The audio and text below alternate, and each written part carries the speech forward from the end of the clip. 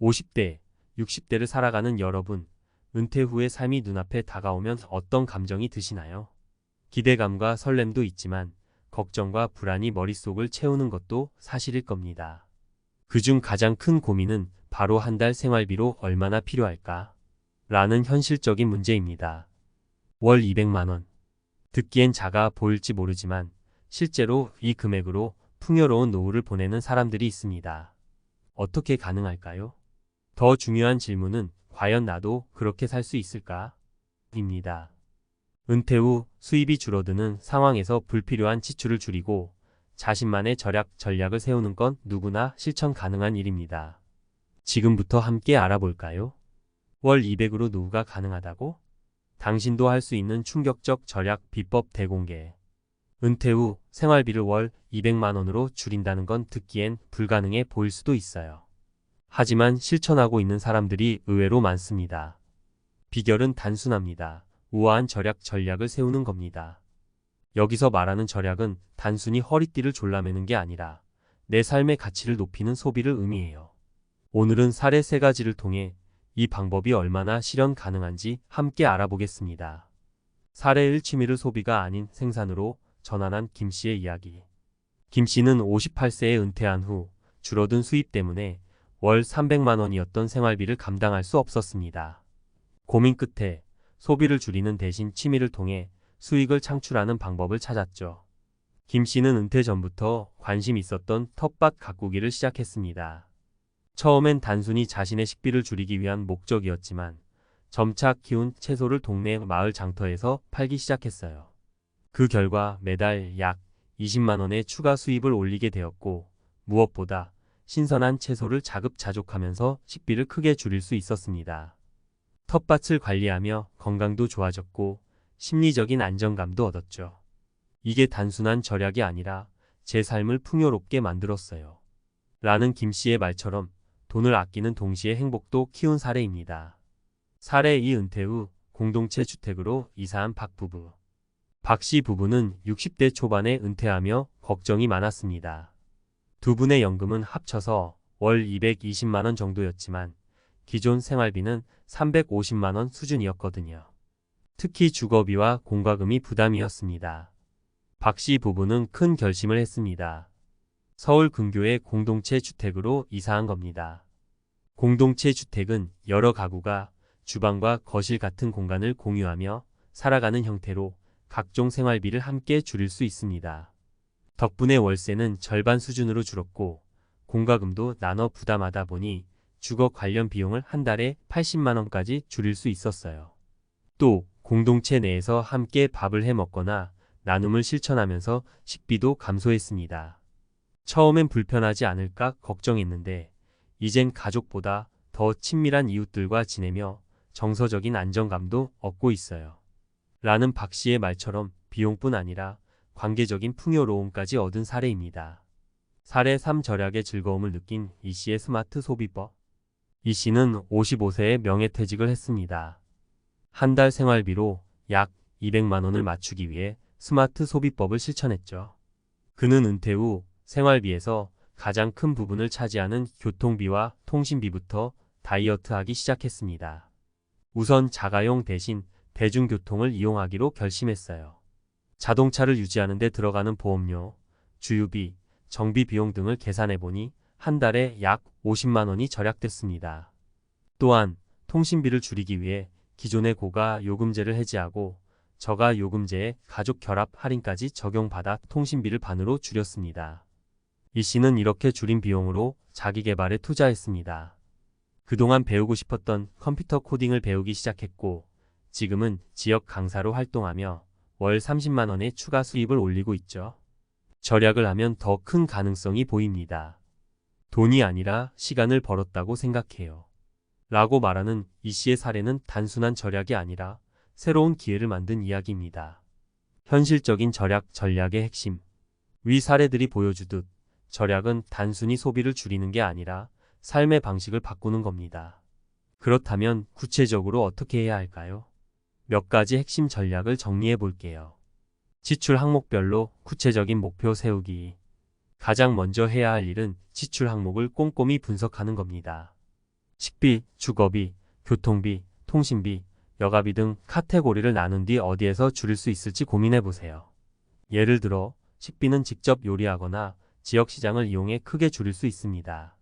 소유보다 공유를 실천하기.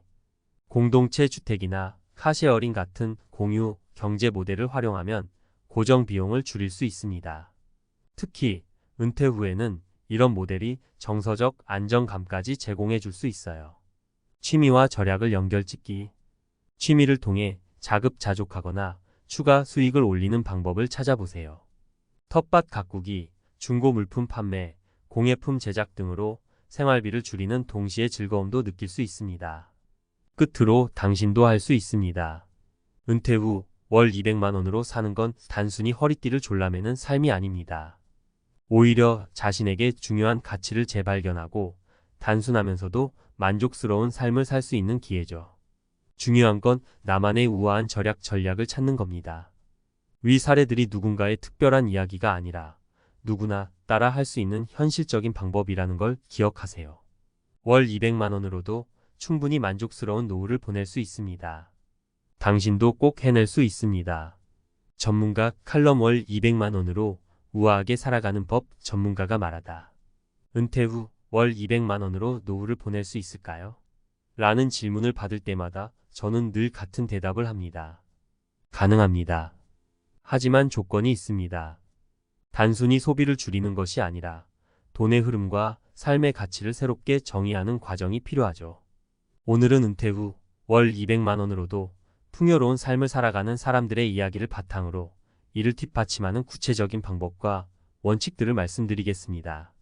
저도 은퇴 생활을 준비하면서 이 과정을 직접 체득했고 이를 통해 절약의 미학을 발견하게 되었습니다. 1. 절약은 소비의 기술을 배우는 것이다. 절약은 돈을 아끼는 행위가 아니라 효율적으로 소비하는 기술을 배우는 과정입니다. 흔히 절약이라 하면 자신을 희생하고 무언가를 포기하는 이미지를 떠올리지만 이는 잘못된 인식이에요. 돈이 줄어들어도 삶의 질을 유지할 수 있는 방법은 불필요한 소비를 줄이고 진짜 필요한 곳에 투자하는 데 있습니다. 예를 들어 한 친구는 매달 고정적으로 지출하던 커피값과 외식비를 줄이기 위해 작은 변화를 시작했습니다. 5만 원짜리 커피 머신을 구입하고 집에서 직접 커피를 내려 마시기 시작했죠. 매달 20만 원씩 줄어드는 지출은 단순히 돈을 아끼는 것을 넘어 집에서의 소소한 행복을 찾는 계기가 되었습니다. 중요한 것은 절약을 불편함이 아니라 새로운 만족으로 전환하는 기술이라는 점입니다. 2. 소비를 줄이는 대신 삶의 가치를 늘리자. 월 200만 원의 예산에서 가장 중요한 것은 돈이 아니라 가치의 우선순위입니다. 내가 정말 중요하게 여기는 것에 돈과 시간을 쓰고 그렇지 않은 것은 과감히 줄이는 용기가 필요하죠. 한 부부의 사례를 말씀드릴게요. 이 부부는 은퇴 후 여행을 좋아했지만 제한된 예산 때문에 매번 먼 곳을 가지 못했습니다. 대신 그들은 로컬 여행이라는 아이디어를 실천하기 시작했어요. 집 주변의 자연공원, 지역 축제, 가까운 소도시 등을 탐방하면서 교통비와 숙박비를 크게 줄일 수 있었죠. 그들은 말합니다. 멀리 떠나지 않아도 충분히 행복할 수 있다는 걸 깨달았어요. 여행이란 물리적 거리가 아니라 마음의 여유에서 오는 거더군요. 이처럼 소비를 줄이는 대신 삶의 본질적인 가치를 늘리는 것이 절약의 핵심입니다. 3. 작게 시작하되 지속적으로 실천하기. 많은 분들이 은퇴 후 절약을 시작하겠다고 마음먹지만 극단적으로 모든 것을 줄이려다 중도에 포기하곤 합니다. 절약은 마라톤과 같아요. 너무 급하게 시작하면 금세 지치기 마련이죠. 제 가까운 지인은 은퇴 후 월 200만 원으로 생활비를 맞추기 위해 아주 작은 변화부터 시작했습니다. 우선 자가용 대신 대중교통을 이용하며 교통비를 절반으로 줄였어요. 처음엔 불편했지만 이내 대중교통의 매력을 발견했습니다. 책을 읽거나 새로운 사람들을 관찰하며 여유를 즐길 수 있었기 때문이죠. 또한 그는 집에서 만든 도시락을 들고 다니는 습관을 들였습니다. 외식을 줄이면서 한 달에 약 30만 원을 절약했고 이 돈으로 좋아하는 악기 수업을 들으며 은퇴 후에도 배움의 기쁨을 이어가고 있죠. 작게 시작했기에 지금까지 실천할 수 있었습니다. 그의 말처럼 절약은 거창하게 시작할 필요가 없습니다. 꾸준히 실천하는 것이 중요합니다. 4. 절약은 함께할 때 더욱 효과적이다. 절약은 혼자만의 싸움이 아닙니다. 가족과 함께 혹은 지역 공동체와 함께라면 더 큰 효과를 발휘할 수 있죠. 한 공동체 주택에 사는 분들의 이야기를 들어보면 개인적으로 감당하기 힘들었던 공과금, 관리비 등이 공동체 내의 나눔을 통해 크게 줄었다고 합니다. 예를 들어 공동으로 텃밭을 가꾸며 식비를 줄이고 커뮤니티 공간을 활용해 모임과 여가 생활을 즐기며 따로 외출하지 않아도 되는 여건을 만들었죠. 절약은 단순히 돈을 아끼는 행위가 아니라 사람들과의 관계를 통해 새로운 만족을 찾는 과정이 될 수 있습니다. 이 과정에서 함께 웃고 함께 배우며 새로운 삶의 방향을 발견하게 됩니다. 5. 돈이 아닌 삶의 목표를 바라보자. 가장 중요한 것은 절약을 삶의 목표가 아니라 삶의 방식을 바꾸는 기회로 삼는 것입니다. 월 200만 원이라는 금액에 얽매이기보다는 내가 추구하는 가치와 행복에 초점을 맞추세요. 지금껏 말씀드린 사례들은 모두 돈을 줄이기만 한 것이 아니라 삶의 질을 높이기 위한 선택을 한 분들의 이야기입니다. 절약은 단순히 덜 쓰기가 아니라 더 나은 가치 찾기로 전환될 때 진정한 의미를 가집니다. 마무리하며 당신도 충분히 할 수 있습니다. 지금까지의 이야기와 사례를 들으면서 여러분도 나도 할 수 있을까? 라는 생각이 드셨을 겁니다. 정답은 당연히 할 수 있습니다. 다만 모든 것을 한 번에 바꾸려고 하기보다는 지금부터 작은 실천으로 시작해 보세요. 매일 한 가지 지출 항목을 점검해 보고 우선순위를 재조정하며 자신만의 절약 스타일을 만들어 가세요. 절약은 돈을 아끼는 데서 끝나지 않습니다. 그것은 삶을 재정비하고 새로운 가치를 발견하며 노후의 행복을 찾아가는 여정입니다. 월 200만 원, 당신도 충분히 가능하고 그 이상으로도 풍요롭게 살 수 있습니다. 지금 바로 시작해 보세요.